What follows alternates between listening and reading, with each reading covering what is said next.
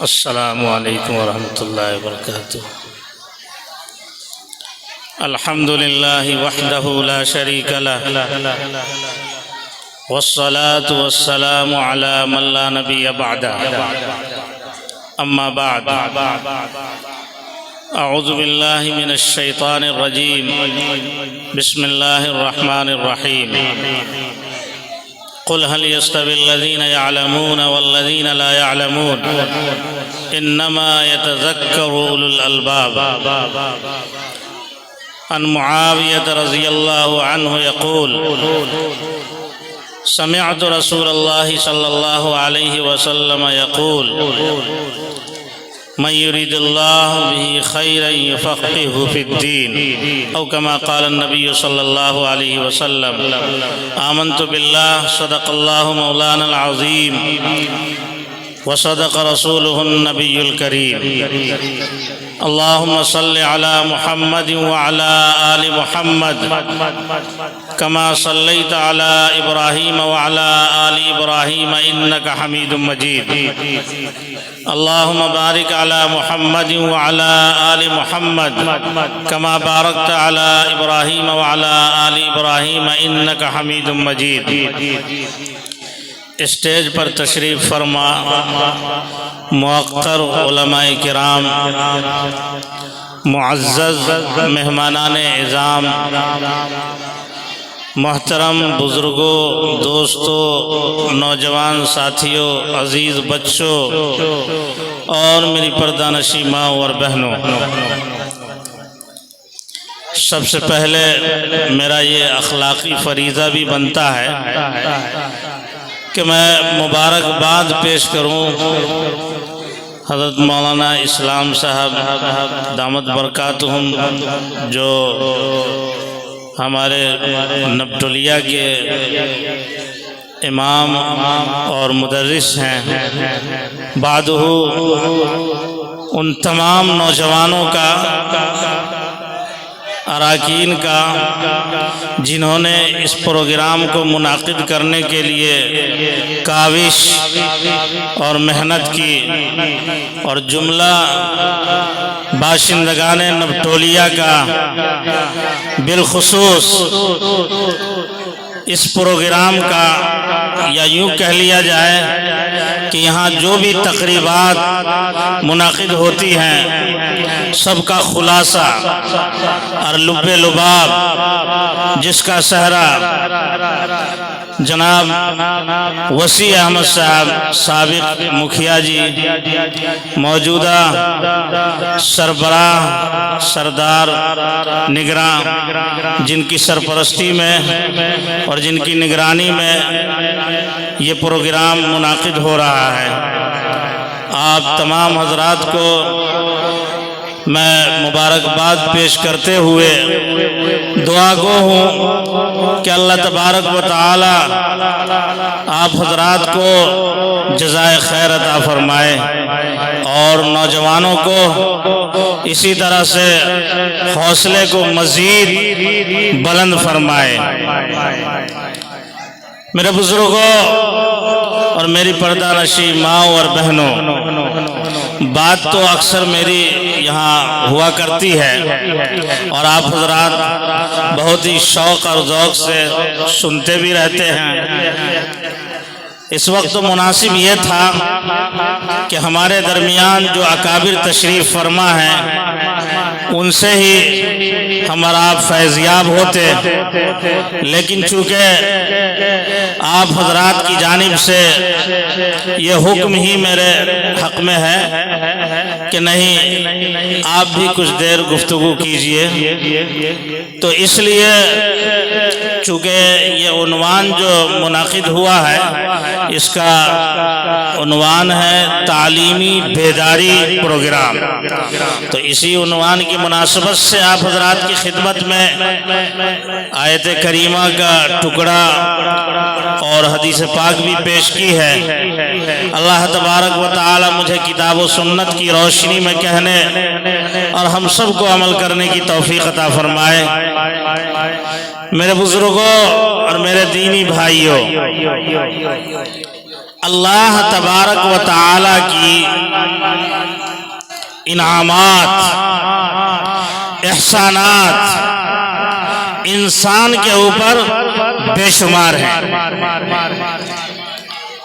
اللہ تبارک و تعالی نے خود ہی فرمایا وَإِن تَعُدُّوا نِعْمَةَ اللَّهِ لَا تُحْصُوهَا، کہ اگر تم اللہ تعالیٰ کی نعمتوں کو، انعامات کو، احسانات کو تم گنتی کرنے لگ جاؤ تو گنتی نہیں کر سکتے ہو، شمار کرنے لگو تو تم شمار نہیں کر سکتے ہو۔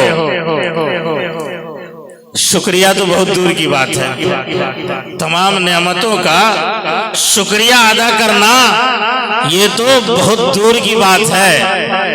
ہم اور آپ سانس لیتے ہیں تو چاہیے تو یہ تھا ہر سانس پر ہم ایک بار شکریہ ادا کر سکتے ہیں، لیکن یہاں اللہ تبارک و تعالیٰ کی دو نعمت ہے سانس لینے میں۔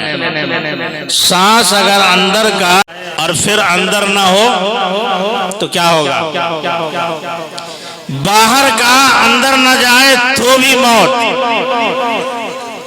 اور اگر اندر جا کر کے باہر نہ آئے تو بھی موت۔ تو سانس کا لینا اللہ تبارک و تعالیٰ کی ایک نعمت ہے، اور اس کے ذریعے ہم بلکہ دو نعمت ہے اور شکریہ ہم ایک ہی بار کر سکتے ہیں۔ تو معلوم یہ ہوا کہ اللہ تبارک و تعالیٰ کے انعامات، احسانات کا شکریہ ہم ادا نہیں کر سکتے۔ اللہ نے کہا کہ شکریہ ادا کرنا تو دور کی بات ہے، تم ان انعامات کو، احسانات کو تم شمار نہیں کر سکتے ہو، گن نہیں سکتے ہو۔ اللہ تبارک و تعالیٰ کی نعمتوں میں سے سب سے عظیم ترین نعمت، سب سے بنیادی نعمت، بیسک نعمت ایمان ہے۔ ایمان سے بڑھ کر کچھ بھی نہیں۔ ایمان سب سے عظیم نعمت ہے، سب سے بڑی نعمت ہے۔ ہمیں ایمان کی قدر معلوم نہیں ہوتی، اس لیے کہ ہم نے ایمان کے لیے محنت نہیں کی، ہم نے ایمان کے لیے قربانی نہیں دی۔ اگر ہم ایمان کی نعمت کتنی عظیم ترین ہے اور کتنی بڑی دولت ہے اس کے بارے میں معلوم کرنا چاہتے ہیں تو صحابہ کرام سے معلوم کریں۔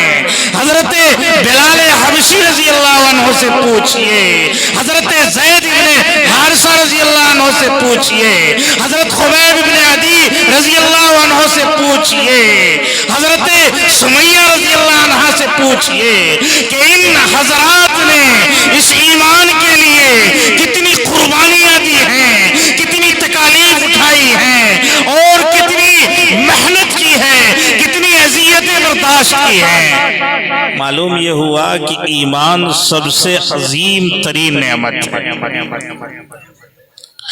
ایمان کے بعد عظیم نعمت، بڑی نعمت علم ہے۔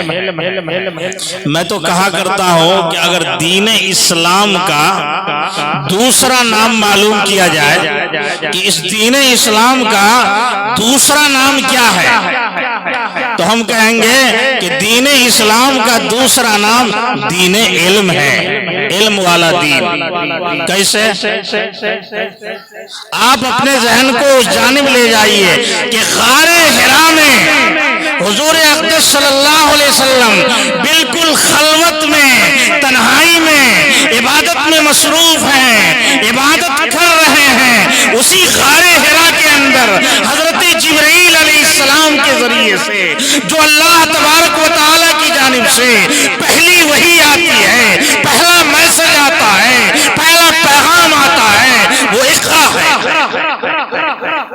اقرا پڑھیے، تفصیلات میں نہیں جاؤں گا، اقرا پڑھیے۔ تو معلوم یہ ہوا کہ دین اسلام کا دوسرا نام دین علم ہے، علم والا دین۔ علم یہ روشنی ہے، علم نور ہے، علم یہ عبادت ہے، علم یہ ترقی کا ذریعہ ہے، علم یہ اللہ تبارک و تعالیٰ کے قرب کا ذریعہ ہے۔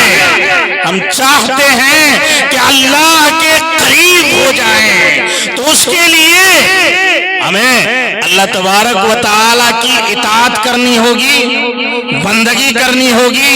اطاعت اور بندگی معلوم ہوگا اللہ تبارک و تعالیٰ کے حکم سے، رسول اللہ صلی اللہ علیہ وسلم کے حکم سے، اور حکم معلوم ہوگا شریعت سے، شریعت سے حکم معلوم ہوگا، اور شریعت ہمارا آپ کو معلوم ہوگی علماء کرام سے، اور علماء کرام ہمارا آپ کو جو شریعت بتائیں گے وہ علم کے ذریعے بتائیں گے،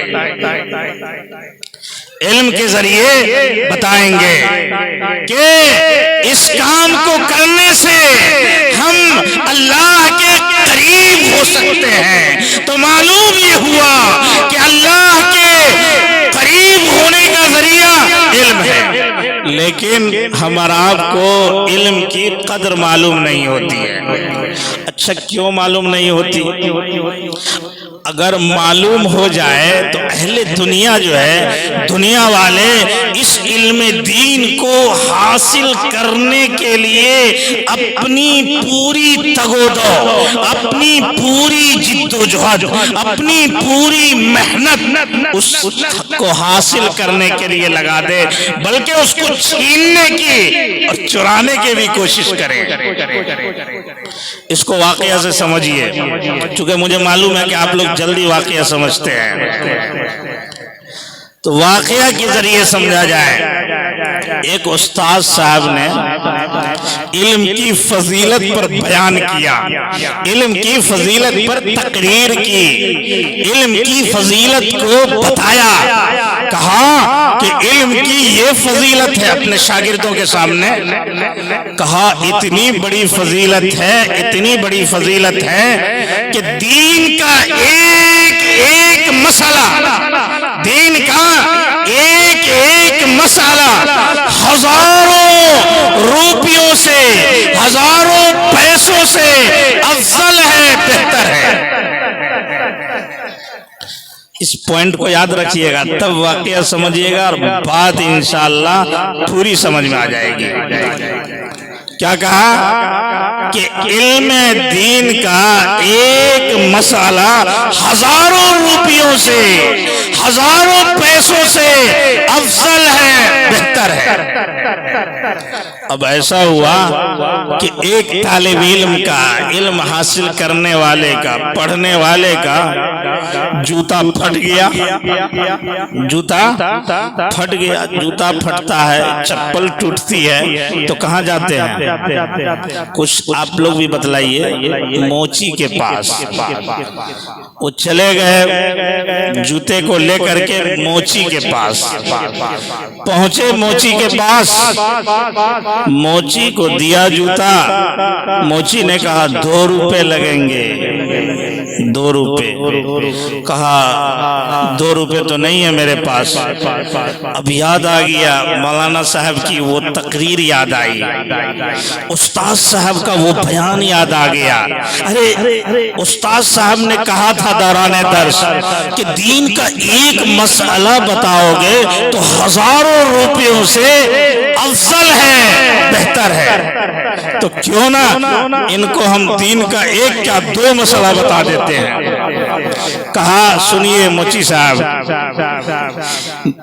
میں آپ کو پیسے تو 2 روپے نہیں دوں گا، لیکن 2 مسئلے بتاؤں گا، 2 مسئلے بتاؤں گا۔ موچی نے کہا ارے مسئلے کو اپنی جیب میں رکھو، مسئلے کو اپنی جیب میں رکھو، جوتے اٹھاؤ اور چلے جاؤ۔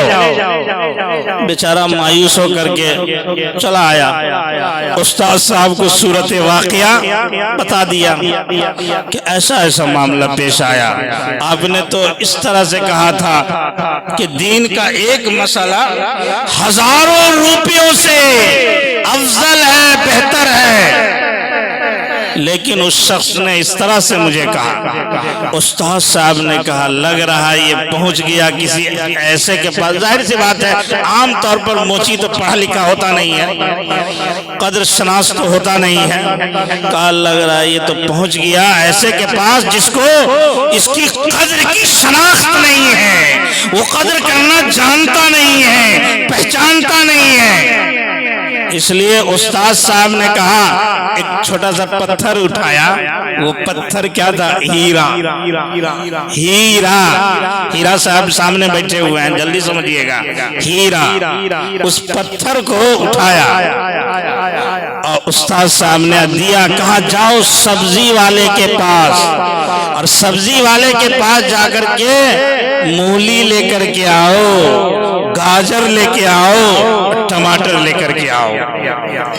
گیا وہ شاگرد اس ہیرا کو، اس پتھر کو لے کر کے سبزی والوں کے پاس گیا تو کوئی سبزی والا ایکسپٹ نہیں کر رہا تھا، اس کو قبول نہیں کر رہا تھا۔ اخیر میں ایک سبزی والے نے کہا اچھا یہ پتھر چونکہ گول گول ہے، دیکھنے میں خوبصورت لگ رہا ہے، خوبصورت لگ رہا ہے، اس لیے میں اس کے عوض میں تمہیں 2 مولی دے سکتا ہوں، اور اس پتھر سے میرا بچہ جو ہے کھیل لیا کرے گا، خوبصورت لگ رہا ہے۔ اچھا کہا گیا تھا 3 چیز لانے کے لیے، کیا کہا گیا تھا؟ 3 چیز لے کر کے آنے کے لیے، یہاں صرف ایک چیز مل رہی ہے، صرف مولی مل رہی ہے، تو وہ واپس چلا آیا۔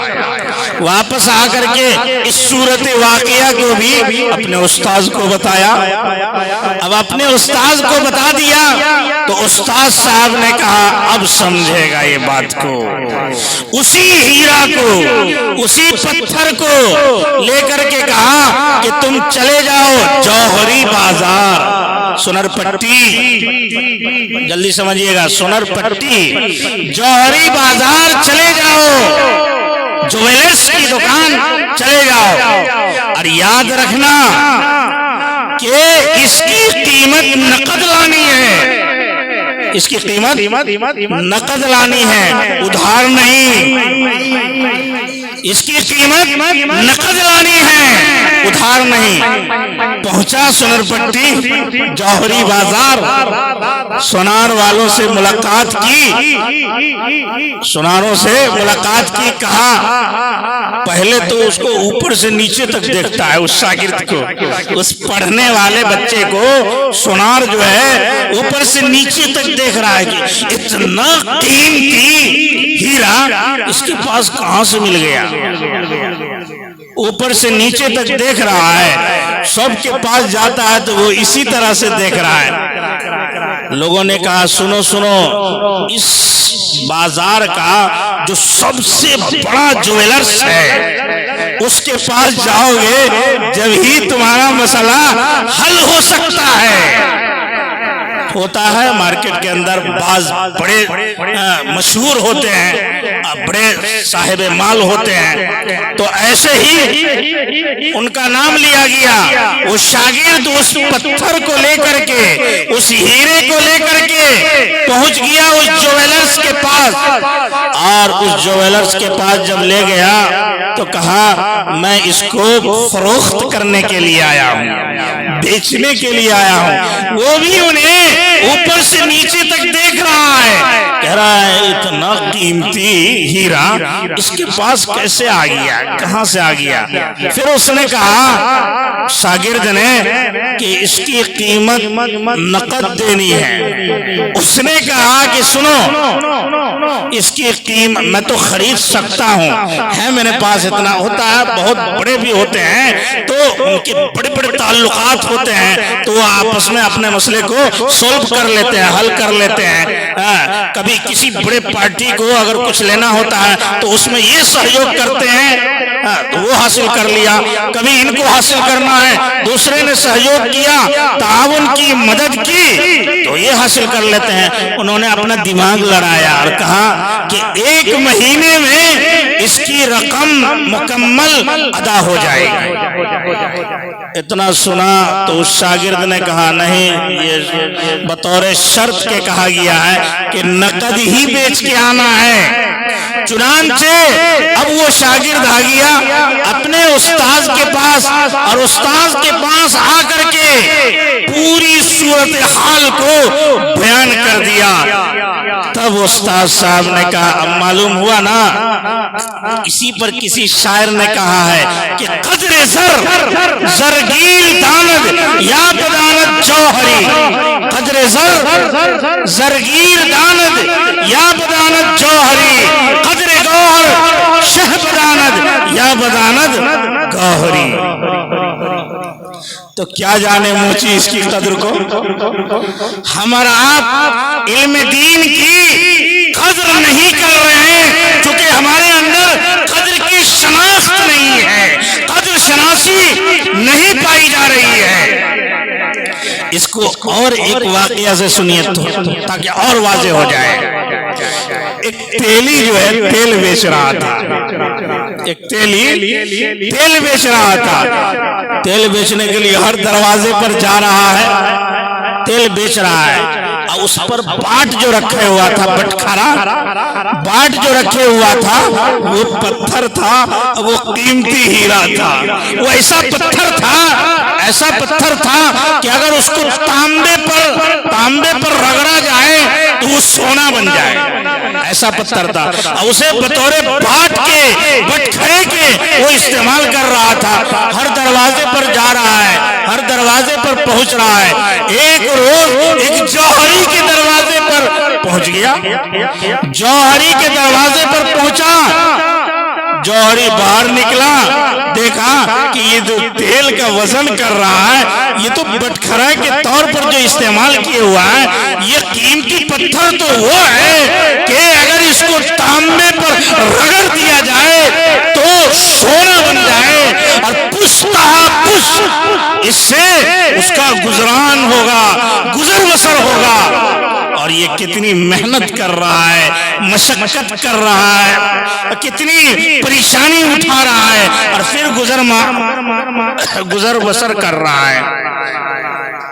اس جوہری نے جب دیکھا تو اس نے بھی ایک شعر پڑھا، پڑی پارسی بیچے تیل، پڑی پارسی بیچے تیل، یہ دیکھو قدرت کے کھیل۔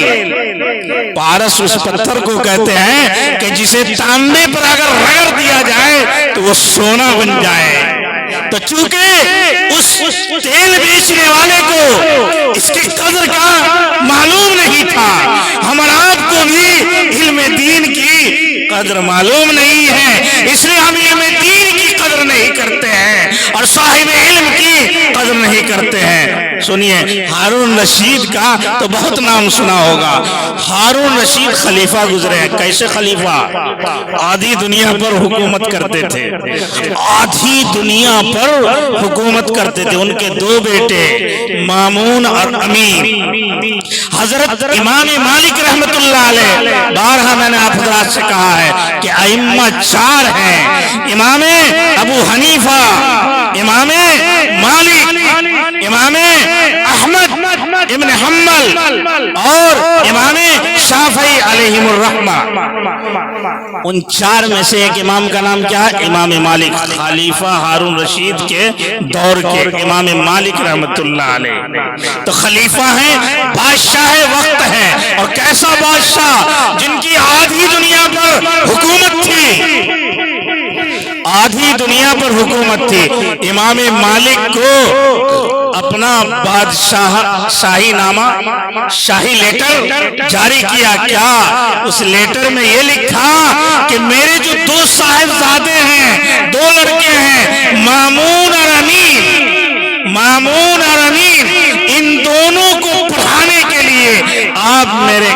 تشریف لایا کیجیے۔ امام مالک رحمت اللہ علیہ کیسے ہیں؟ دیکھیے علم دین کی کیسی قدر۔ امام مالک رحمت اللہ علیہ نے کہا بادشاہ وقت سے کوئی خوف نہیں، کوئی ڈر نہیں۔ بادشاہ وقت سے کہا کہ خلیفہ ہارون رشید سنیے، میں آپ کے گھر آ کر کے آپ کے بچوں کو، مامون اور امین کو نہیں پڑھا سکتا ہوں۔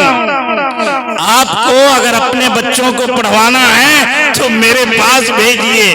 العلم یوتا ولا یاتی، پیاسا کنویں کے پاس جاتا ہے نہ کہ کنواں پیاسے کے پاس آتا ہے۔ علم کے پاس آیا جائے نہ کہ علم جائے ان کے پاس جنہیں علم حاصل کرنا ہے۔ نہیں گئے امام مالک رحمت اللہ علیہ۔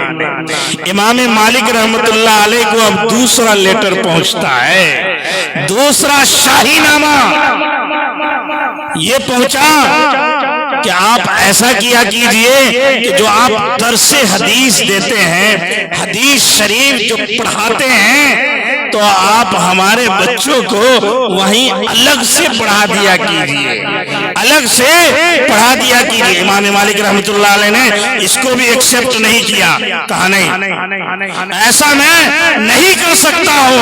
اگر آپ کو بھیجنا ہے مامون اور امین کو، اپنے دونوں بچوں کو، تو جو میرا حدیث شریف کا حلقہ لگتا ہے، درس لگتا ہے، آپ اسی میں بھیجئے۔ اور سنیے، ایسا نہیں کہ ان کو کوئی ممتاز ترین جگہ دی جائے گی کہ بادشاہ وقت کے صاحبزادے ہیں اس لیے 5 جگہ پر بیٹھیں گے، ایک سیٹ خاص ہو جاتی ہے نا، بڑے صاحب کے لڑکے ہیں، عزت اور تکریم کی جاتی ہے۔ کہا نہیں، کوئی ممتاز ترین جگہ نہیں ملے گی، بلکہ اسے جہاں جگہ خالی ہو وہیں بیٹھ جانا ہے۔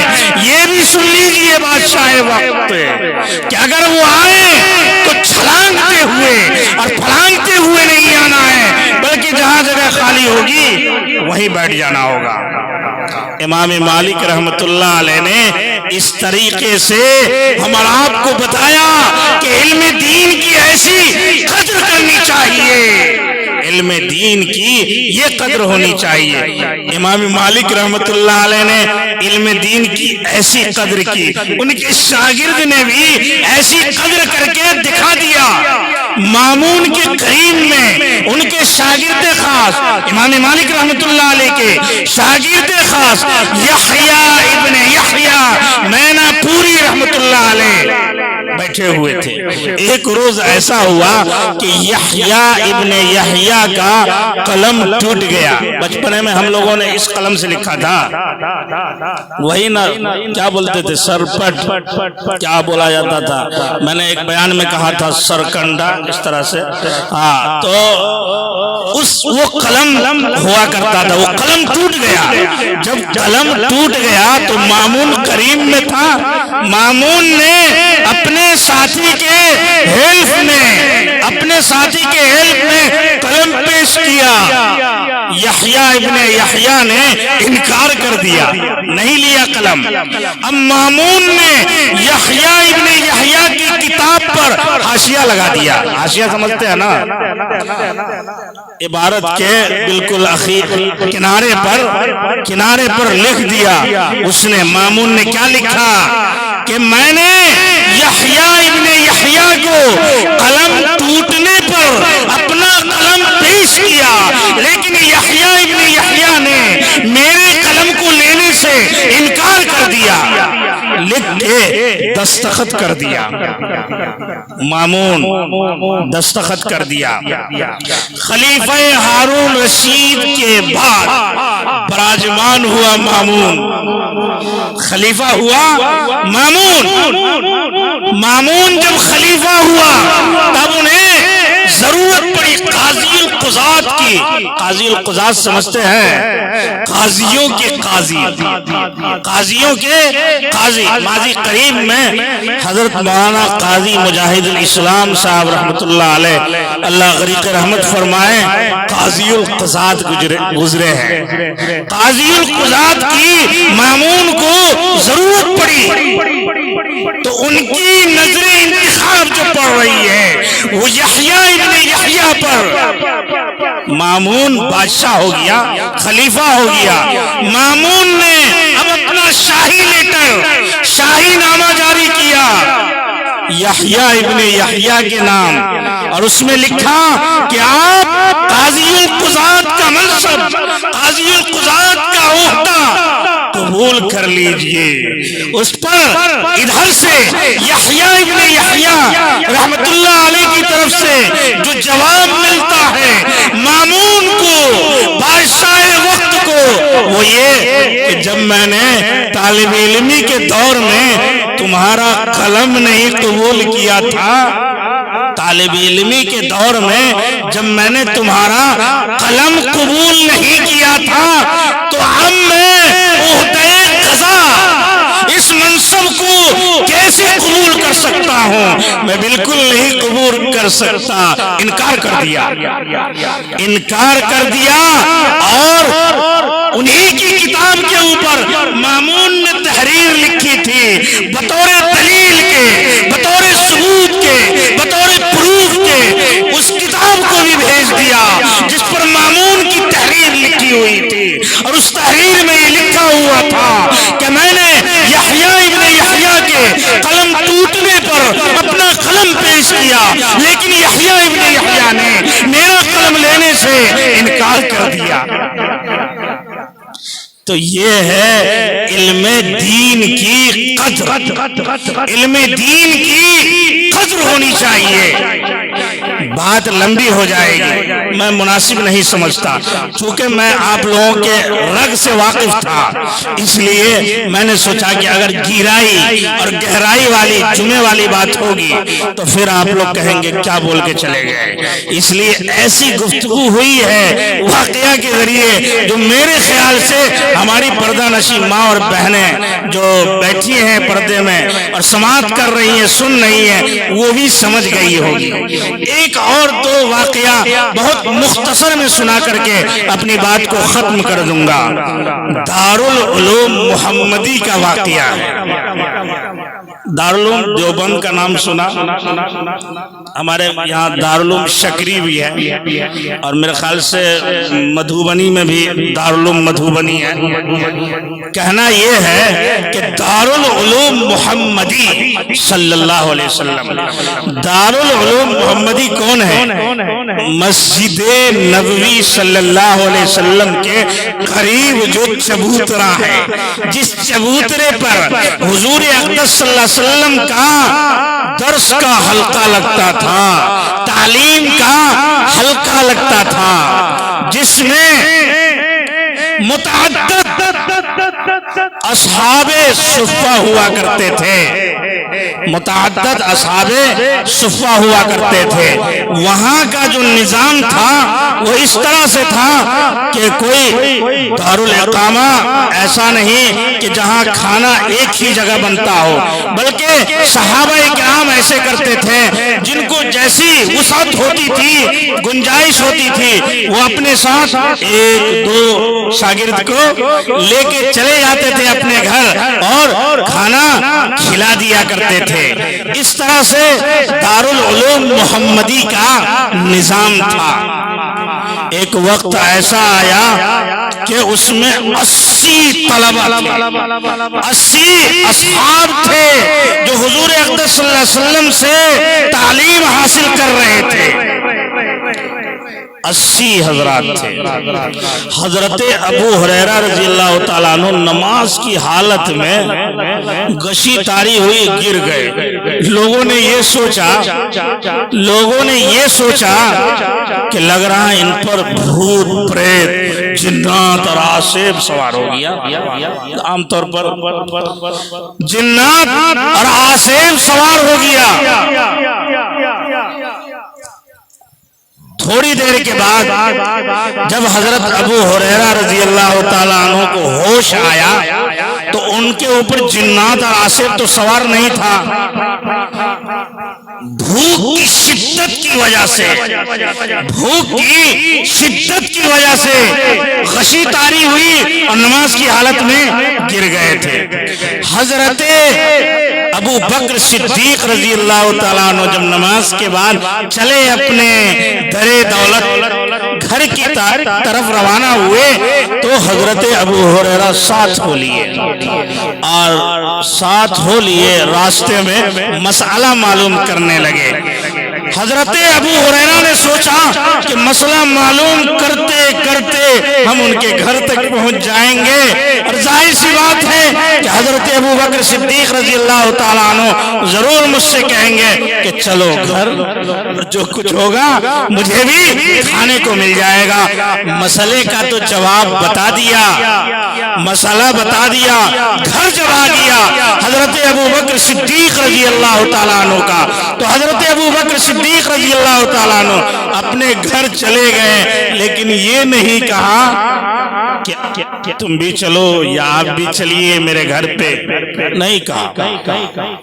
ہو سکتا ہے دو بات میں سے ایک بات ان کے ذہن میں رہا نہیں، کبھی ہوتا ہے اچانک آدمی بھول جاتا ہے، یا پھر دوسرا پوائنٹ یہ کہ ان کے گھر میں بھی کچھ کھانے کو نہیں رہا ہوگا۔ چنانچہ یہ لوٹ کر کے حضرت ابو ہریرہ چلے آئے۔ کچھ دیر کے بعد حضرت عمر فاروق رضی اللہ تعالیٰ عنہ اپنے گھر کی طرف روانہ ہوئے۔ حضرت عمر فاروق رضی اللہ تعالیٰ عنہ کے بھی پیچھے ہو لیے اور مسئلہ معلوم کرنے لگے۔ مسئلہ معلوم کرتے کرتے کرتے اب حضرت عمر کا بھی دولت خانہ آ گیا، گھر مکان آ گیا۔ حضرت عمر فاروق رضی اللہ تعالیٰ عنہ بھی گھر چلے گئے، لیکن حضرت ابو ہریرہ سے نہیں کہا کہ آپ بھی آ جائیے۔ اب حضرت ابو ہریرہ رضی اللہ تعالیٰ عنہ مایوس ہو کر واپس ہوئے۔ اب اخیر میں دیکھیے کہ ہم سب کے آقا و مولا تاجدار مدینہ احمدی مصطفیٰ محمدی مصطفیٰ صلی اللہ علیہ وسلم اپنے گھر کی طرف روانہ ہو رہے ہیں، اپنے گھر کی طرف روانہ ہو رہے ہیں۔ حضرت ابو ہریرہ رضی اللہ تعالیٰ عنہ ان کے پیچھے ہو لیے، حضور پاک صلی اللہ علیہ وسلم کے پیچھے ہو لیے۔ اب مسئلہ معلوم کر رہے ہیں، مسئلہ معلوم کرتے ہوئے جا رہے ہیں۔ حضور پاک صلی اللہ علیہ وسلم کا گھر آ گیا۔ حضور پاک صلی اللہ علیہ وسلم نے حضرت ابو ہریرہ رضی اللہ عنہ سے کہا کہ چلیے۔ حضرت ابو ہریرہ سے کہا کہ آپ بھی چلیے۔ حضور پاک صلی اللہ علیہ وسلم کو احساس ہو گیا۔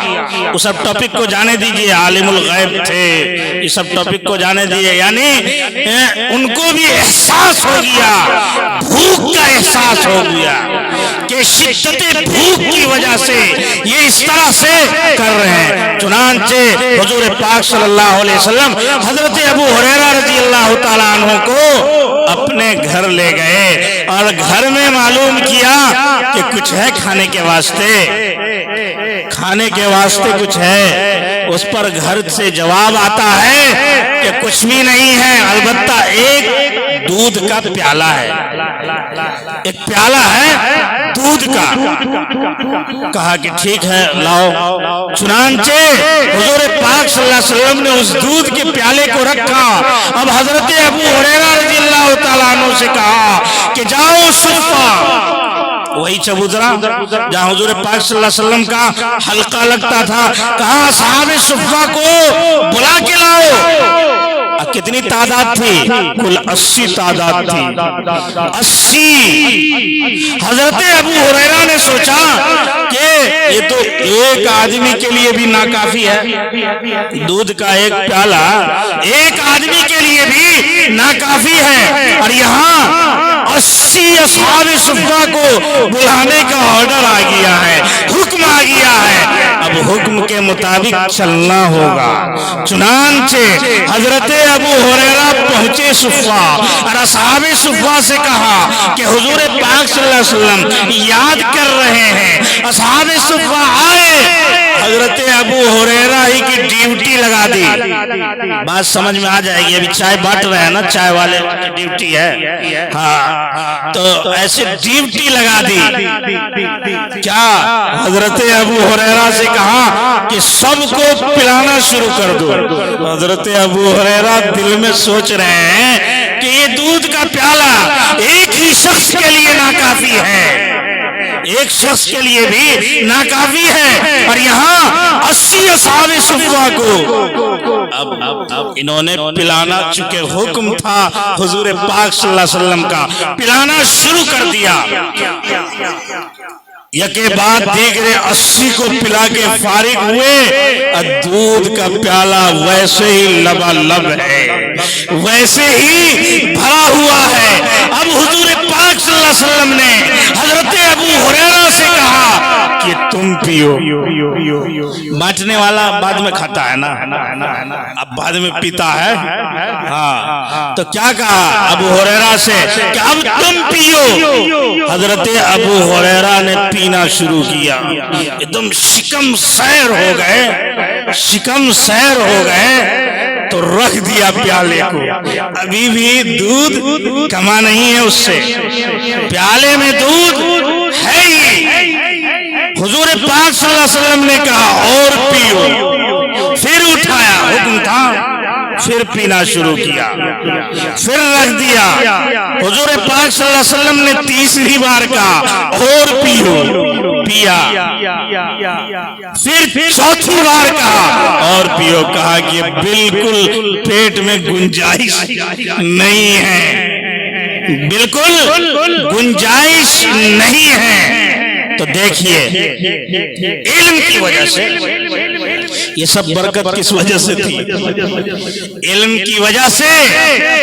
چونکہ طالبان علوم نبویہ, چونکہ علم جو ہے نبوت کی میراث ہے, علماء جو ہے انبیاء کے وارثین ہیں, اور انبیاء جو ہے وراثت میں پیسہ, روپیہ, درہم اور دینار, پراپرٹی, زمین, جائیداد, بلڈنگ, کوٹھی, بنگلہ, کار چھوڑ کے نہیں جاتے. کیا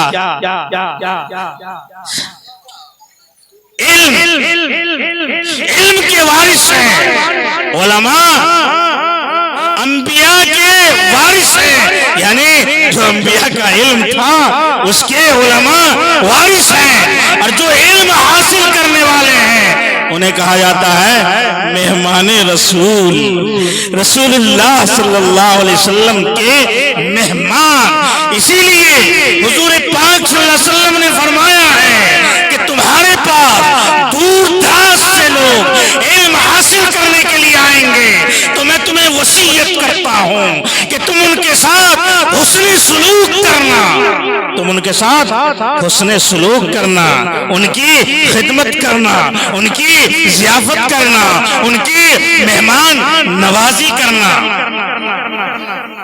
یہ ہے علم حاصل کرنے والوں کی فضیلت, کہ علم حاصل کرنے والوں کا مقام کتنا اونچا ہے. علماء جو ہے, علماء جو علماء ہیں وہ اخیر عمر میں بھی ہوش و حواس میں ہوتے ہیں, اخیر عمر میں بھی ہوش و حواس میں ہوتے ہیں. اس پر ایک واقعہ یاد آ گیا, ابراہیم ابن الجراح رحمت اللہ علیہ کا.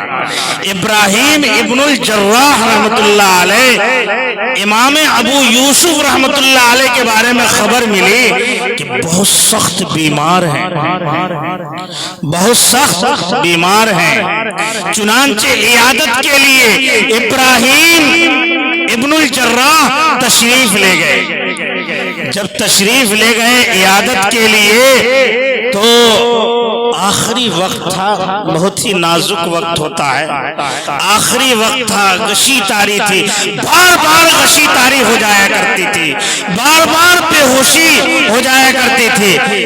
ایک بار ایسا ہوا کہ کچھ ہوش آیا، امام ابو یوسف رحمۃ اللہ علیہ کو ہوش آیا، آنکھ کھلی تو ابراہیم پر نظر پڑ گئی۔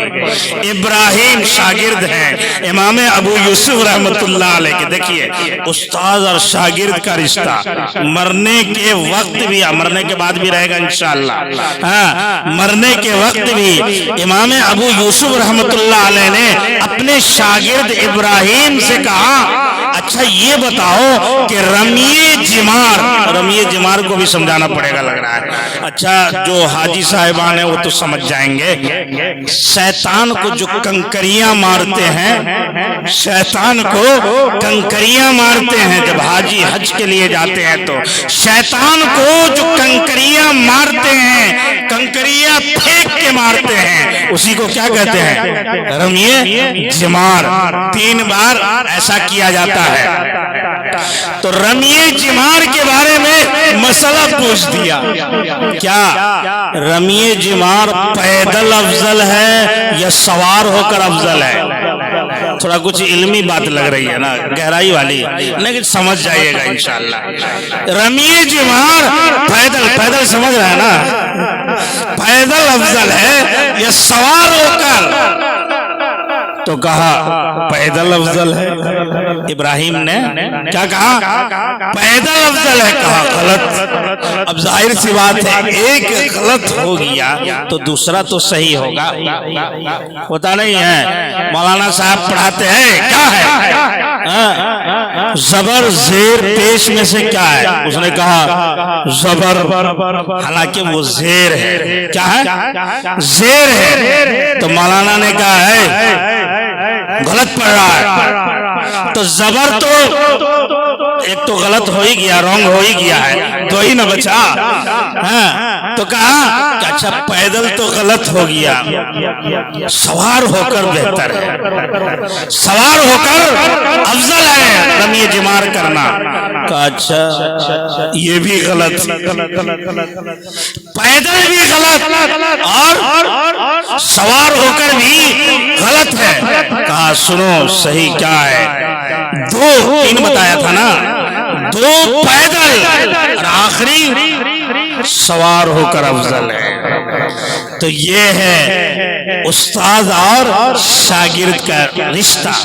حضرت شاہ ولی اللہ صاحب رحمۃ اللہ علیہ کتنے پائے کے عالم گزرے ہیں، محدث دہلوی، شاہ ولی اللہ محدث دہلوی رحمت اللہ علیہ، ان کا خاندان علمی خاندان ہے، علمی خاندان، جہاں سے علم کا چراغ روشن ہوا۔ اس علمی خاندان حضرت شاہ ولی اللہ کے صاحبزادے رات میں کتاب پڑھ رہے تھے، کتاب کی اسٹڈی کر رہے تھے، مطالعہ کر رہے تھے، کتاب کے مطالعے میں بالکل منہمک اور مستغرق ہو گئے۔ پیاس لگی تو پانی طلب کیا، پانی مانگا۔ حضرت شاہ ولی اللہ کو جب معلوم ہوا تو حضرت شاہ ولی اللہ نے کہا اب میرے خاندان سے لگ رہا ہے علم اٹھ رہا ہے، میرے خاندان سے علم اٹھ رہا ہے۔ اچھا اپنی اہلیہ سے کہا پانی مانگا ہے نا، پانی کے بجائے سرکہ دے دو، پانی کے بجائے سرکہ پیش کر دو، سرکہ دے دو۔ چنانچہ سرکہ دے دی۔ ان کی والدہ حضرت شاہ ولی اللہ محدث دہلوی رحمت اللہ علیہ کے اہلیہ نے اپنے صاحبزادے کو پانی کے طلب پر سرکہ پیش کر دی۔ بہت دیر تک تو وہ متوجہ ہی نہیں ہوئے اس طرف۔ بہت دیر کے بعد جب متوجہ ہوئے تو میں نے امی سے کہا تھا پانی کے لیے، ہاں یہاں رکھا ہوا لگ رہا ہے یہی پانی ہے، اٹھایا پی لیا۔ انہیں پتہ نہیں چلا کہ میں سرکہ پیا ہوں، انہوں نے یہی سمجھا کہ میں نے پانی پیا ہے۔ جب یہ خبر حضرت کی اہلیہ نے، حضرت شاہ ولی اللہ صاحب رحمت اللہ علیہ کی اہلیہ نے حضرت شاہ ولی اللہ کو سنائی تو کہا کہ علم باقی ہے۔ تو یہ ہے حضرت شاہ ولی اللہ محدث دہلوی رحمت اللہ علیہ کا خاندان۔ ہم نے تو بارہا اپنے اکابر سے، اپنے اسلاف سے، اپنے اساتذہ سے، حضرت حکیم الامت مجدد الملت حضرت مولانا اشرف علی تھانوی رحمت اللہ علیہ کا واقعہ سنا تھا۔ بچپنے سے سنتا آیا، دارالعلوم دیوبند تک پہنچا تو سنتا رہا۔ واقعہ یہ کہ حضرت کا جو طالب علمی کا دور تھا، طالب علمی کا زمانہ تھا، پڑھائی کا جو دور تھا، تو اس زمانے میں خط آیا کرتا تھا۔ خط جو آتا تھا تو حضرت اس کو پڑھتے نہیں تھے، اسے گھرا مٹکا میں ڈال دیا کرتے تھے۔ جب سالانہ چھٹی ہو جاتی تھی تب مٹکا کو کھولتے تھے اور اس میں سے خط نکالنا شروع کرتے۔ اگر کسی میں خوشی کی خبر ہوتی سبحان اللہ الحمدللہ، اور کسی میں اگر کوئی غم کی خبر ہوتی انا للہ و انا الیہ راجعون پڑھتے تھے۔ اس طرح سے حضرت حکیم الامت مولانا اشرف علی تھانوی رحمت اللہ علیہ نے علم حاصل کیا اور امت کے حکیم بنے ہیں۔ ہمارے اسلاف اور اکابر کی بہت سی مثالیں مل سکتی ہیں، لیکن میں اتنا ہی ابھی کافی سمجھتا ہوں، چونکہ حضرات علماء کرام کا خطاب ہونا ہے تو اتنا ہی کافی ہے۔ اخیر میں اللہ تبارک و تعالی سے دعا ہے کہ اللہ تبارک و تعالی نے آپ حضرات کے طفیل میں جو بھی بات کہلوائی ہے مجھے بھی اور ہم سب کو اس پر عمل کرنے کی توفیق عطا فرمائے۔ علم کی عظمت کی اور اس کے ادب کی اور صاحب علم کی اور علماء کی قدردانی کی توفیق عطا فرمائے۔ وآخر دعوانا ان الحمد للہ رب العالمین۔